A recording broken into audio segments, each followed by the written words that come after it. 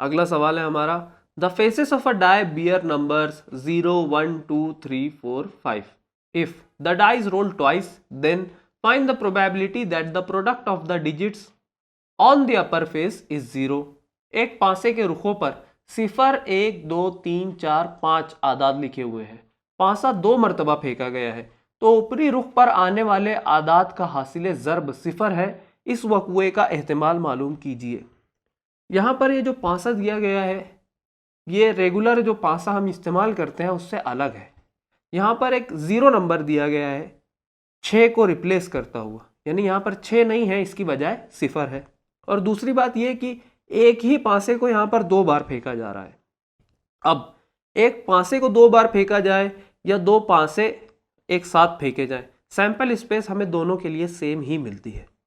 ठीक है, यहाँ पर ये जो नंबर बदला है, 0 जो इंट्रोड्यूस किया गया है 6 के रिप्लेसमेंट के तौर पर, तो इससे हमारी जो सैंपल स्पेस है, जो नमूना औसत है, वो बदल जाएगी।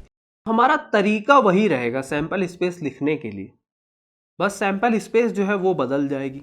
तो अगर हम सैंपल स्पेस या नमूना औसत को एस से जाहिर करें तो ये हो जाएगी एस बराबर, हम मानेंगे कि पहले पासे पर पहली 6 दफ़ा हमें 0 मिलेगा, अगली 6 दफ़ा 1 मिलेगा, उसके अगली 6 दफ़ा 2 मिलेगा, इस तरह एकदम आखिर की जो 6 दफ़ा होगी वहां पर हमें 5 मिलेगा। इसी को मैं लिख लेता हूं। अब हम ये मानेंगे कि जो दूसरा पासा है इस पर हमें रोटेशन में नंबर मिलते हैं। पहले हमें 0 मिलेगा, फिर 1 मिलेगा, फिर 2 मिलेगा, फिर 3 मिलेगा, फिर 4 मिलेगा और आखिर में हमें 5 मिलेगा। ये सब एज एन आउटकम हमें मिल रहे हैं। ठीक है, तो यहाँ पर हम उसी चीज़ को हर लाइन में लिखेंगे, तो मैं लिख लेता हूँ। इस तरह ये सैंपल स्पेस हमारी तैयार हो गई, नमूना औसत तैयार हो गई। इस सवाल में सबसे मुश्किल जो था वो सैंपल स्पेस लिखना था, हालांकि यह आसान है। बहरहाल अगर आप इसे मुश्किल समझें तो सबसे मुश्किल यही था। हमें एन ऑफ एस कितना मिले यहाँ पर, एन ऑफ एस बराबर, एक पासे को 2 बार फेंका जाए या 2 पासे एक साथ फेंके जाए, हमें एन ऑफ एस बराबर मिलेंगे जो कि होंगे 36। अब हमारा इवेंट क्या है, वकुआ क्या है कि the product of the digits on the upper faces is 0।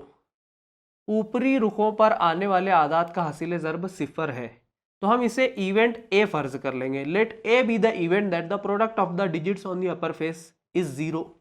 फर्ज कीजिए ए ऐसा वकुआ है जिसमें ऊपरी रुखों पर आने वाले आदाद का हासिल ज़र्ब 0 है, तो ये हो जाएगा ए बराबर, यहां पर हमें हासिल ज़र्ब 0 चाहिए, यानी एक ब्रैकेट के अंदर जो 2 आदाद है इनकी आपस में ज़र्ब करने पर, मल्टीप्लिकेशन करने पर हमें 0 मिलना चाहिए। ये किस वक्त पॉसिबल होगा, जब इन दोनों नंबर्स में से कोई भी एक या दोनों नंबर 0 होंगे। ठीक है, तो हमें सैंपल स्पेस में ऐसे आउटकम्स तलाशने हैं जिनकी एक एंट्री 0 है या 2 एंट्री 0 है। ठीक है, तो ये पहली रो देखिए आप, इसमें हर आउटकम में एक एंट्री 0 की है, तो ये पूरी रो हमारे इवेंट का हिस्सा होगी। तो ये हो जाएगा 0 0 0 1 0 2 0 3 0 4 0 5। अब ये कॉलम देखिए, इसमें भी एक एंट्री 0 की है। 0 0 हम लिख चुके हैं, इसे दोबारा दोहराएंगे नहीं।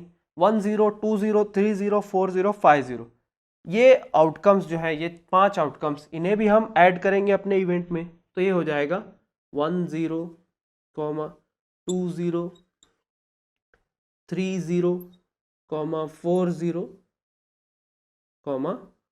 5 0। अब इनके अलावा कोई भी ऐसा आउटकम नहीं है जिनके एंट्रीज को आपस में अगर हम ज़र्ब करें तो हमें 0 मिले। तो हमारा ये इवेंट ए का जो सेट है ये मुकम्मल हो गया है। यहाँ पर एन ऑफ ए भी हम लिख लेते हैं, देयरफॉर एन ऑफ ए बराबर 1 2 3 4 5 6 7 8 9 10 11। एन ऑफ ए हमें मिला 11। अब हमारे पास एन ऑफ ए है, एन ऑफ एस है, हम लोग पी ऑफ ए मालूम कर सकते हैं, इवेंट ए का एहतिमाल या प्रोबेबिलिटी। तो ये हो जाएगी पी ऑफ ए बराबर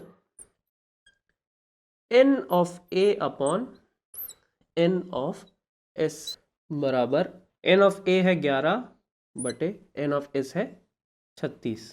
यानी इवेंट ए की जो प्रोबेबिलिटी या एहतिमाल हमें मिला वो है 11/36। इस सवाल में बस एक चीज अलग थी कि जो डाई था उस पर 6 के बदले 0 को इंट्रोड्यूस कर दिया गया था। उसके हिसाब से हमने सैंपल स्पेस में चेंजेस किए।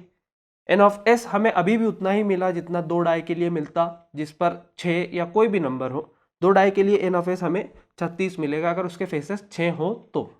उसके बाद हमने सवाल में दी गई शर्त के मुताबिक इवेंट ए लिखा और उसकी प्रोबेबिलिटी मालूम की।